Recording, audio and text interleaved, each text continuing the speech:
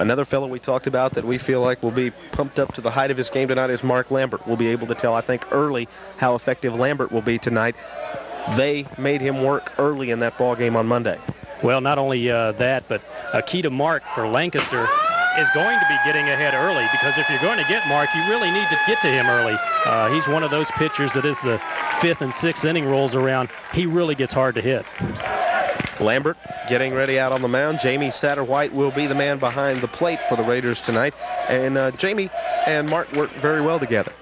Yes, they do. Jamie really, he's been platooning this season with Anthony Brown, and Jamie actually the better defensive catcher of the two. And I think when you look at the catcher who has caught Mark Lambert the most this year, you turn to Jamie Satterwhite. He's one of these guys who's gotten the job done consistently.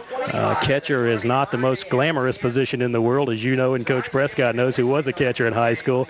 But Jamie's one of those guys. Throughout the playoffs, he's proven that he will get his body in front of those pass balls, those wild pitches, and he just finds a way to get the job done defensively. Steve, one other factor, and we talked about this in both the first two ball games. Ed Prescott said last week before this ever started that he felt like the team that made the above average play, he felt like these two teams could make that average play. The team that played above average and made the one step further play was going to win.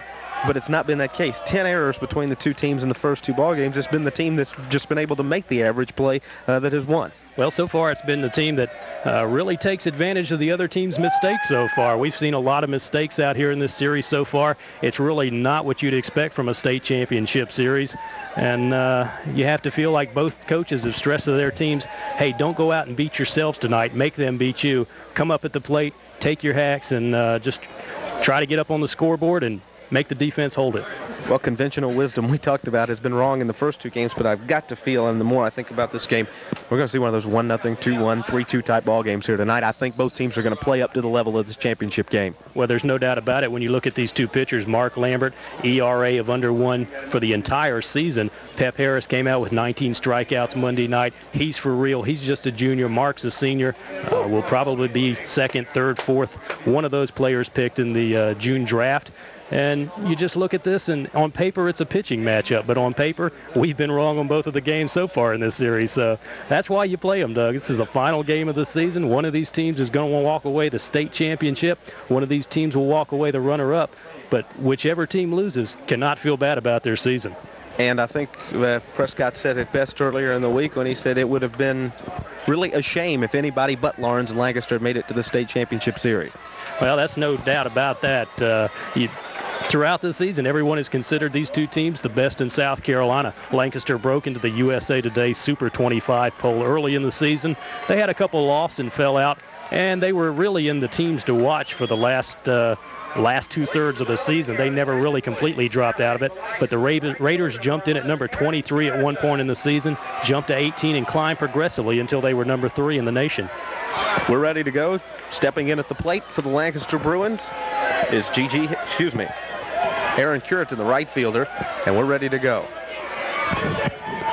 Lambert's first pitch, foul down the right field side, and the count will be 0-1.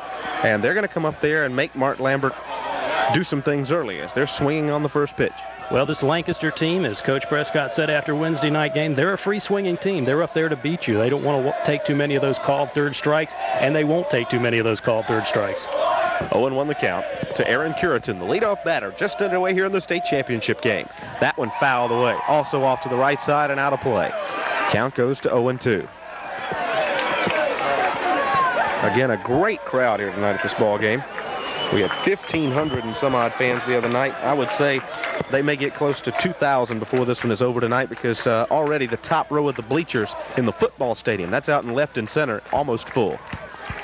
Lambert ready to go with the 0-2 pitch. Swing and a miss, he got him. And that's got to be a good confidence builder for Mark Lambert. Gets that strikeout, Steve. He'd been averaging close to 10 in games all year long. He had 16 against Union in the upstate championship game, but turned around and only 4 on Monday night. I think the 4 made him feel even worse because Harris had 19. Good thing for him to get a strikeout off the bat tonight. John Barnes, the second baseman, is the batter. Barnes standing in there, right-handed hitter. First pitch from Lambert. Misses just a little low. No, call strike. Call strike. Delayed call on that pitch. 0-1 the count. We'll set the defense for you in just a moment. 0-1 the count. Lambert to the line, down the pitch. Inside, but he swung at it. Bouncer down to Brian Mann. Up with it, throw to first. Got him. 2 away. A strikeout, a ground ball. The trademarks of Mark Lambert. Well, no doubt about it. If you start hitting fly balls off of Mark Lambert, that tells you he's doing something wrong. Mark is one of those guys, got an excellent fastball, excellent curveball, and also a sinker. They're trying to keep the ball off the plate tonight against these Lancaster batters. He came inside with Barnes on that one. It kind of surprised Barnes. But one good sign early is Mark's getting the calls on the outside part of the plate. 2 away here quickly in the top of the first.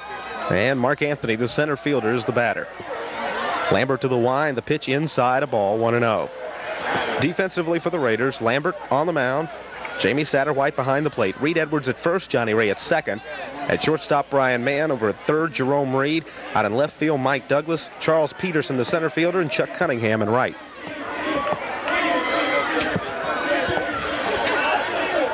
One and 0 count from Lambert to Mark Anthony. The line, the delivery. Called strike on the outside corner. And again, Steve, getting that outside call, he's going to be tough to beat.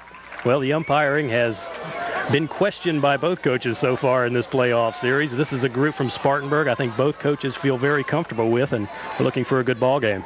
1-1 pitch, foul back here to the screen, and the count goes 1-2. So Mark's doing a nice job of getting ahead of each hitter in the inning. That's another key for Mark. He's one of those guys. You look at the Raiders staff, and really first pitch strikes is a very important category for them. You look at that statistic, and that tells you you're getting the batter in the hole, and then you really own the batter. So that's going to be an important stat for Mark tonight. 1-2 the count. Lambert to the line, the delivery popped up high out into right field. Cunningham going back, but I don't believe it's going to be deep enough for trouble. Cunningham makes the grab about 20 feet fair, and it's 3 up, 3 down for Lancaster in the first. And after one half inning, we have no score. We'll be back in 90 seconds.